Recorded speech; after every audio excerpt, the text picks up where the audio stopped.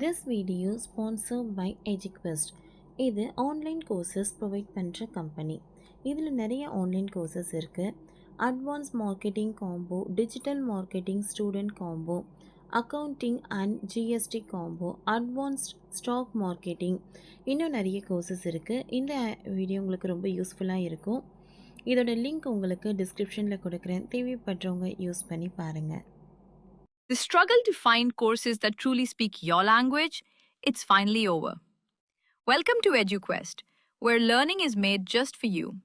At EduQuest, we bring you a wide range of online courses, from career building programs to skill boosting masterclasses, all in your regional language. Because we believe language should never be a barrier to success. Our courses are tailor made after understanding what today's learners really need. So why wait? Start learning the smarter, simpler way only with EduQuest. Visit eduquest.courses and explore your next course today. And hey, don't miss out on our exciting offers and promotions. வாக்காளர் பெயர் பட்டியல் திருத்தப் பணி. ஆதார் அட்டையை ஏற்க மறுக்கும் அதிகாரிகள். பீகாரில் சலசலப்பு. பீகாரில் விரைவில் சட்டப்பேரவை தேர்தல் நடைபெற இருக்கிறது. இந்நிலையில் வாக்காளர் பெயர் பட்டியல் திருத்தப் பணி முழு வேகத்தில் நடைபெற்று வருகின்றன. சிக்கல் என்னவெனில், பாட்னா போன்ற நகரங்களில் ஆதார் அட்டையை அதிகாரிகள் அடையாள சான்றாக அதிகாரிகள் எடுத்துக்கொள்கிறார்கள். ஆனால் கிராமப்புறங்களில் ஏற்றுக்கொள்ள மறுக்கிறார்கள். எனவே இது சலசலப்பை ஏற்படுத்தியுள்ளது.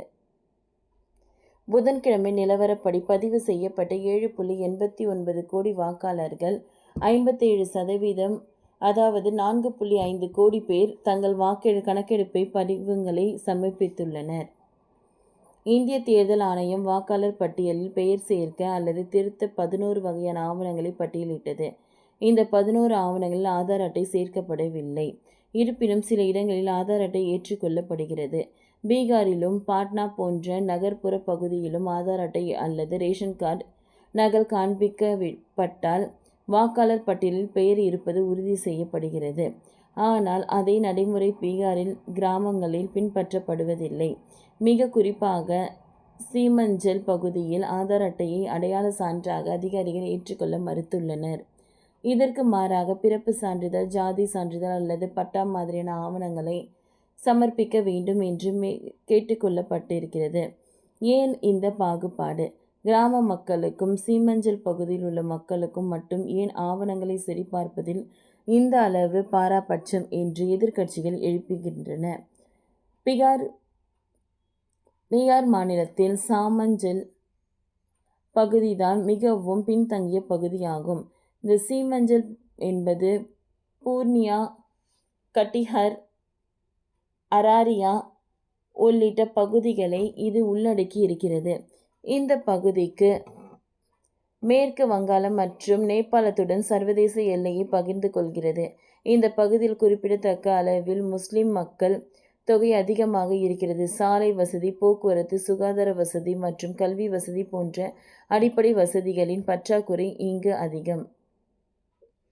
வாக்காளர் பட்டியலில் பெயர் சேர்ப்பது அல்லது திருத்துவது போன்ற அரசு சார்ந்த பணிகளுக்கு தேவையான சரியான ஆவணங்கள் பல கிராமப்புற மக்களிடம் இல்லை என்பது தற்போதைய பிரச்சினை.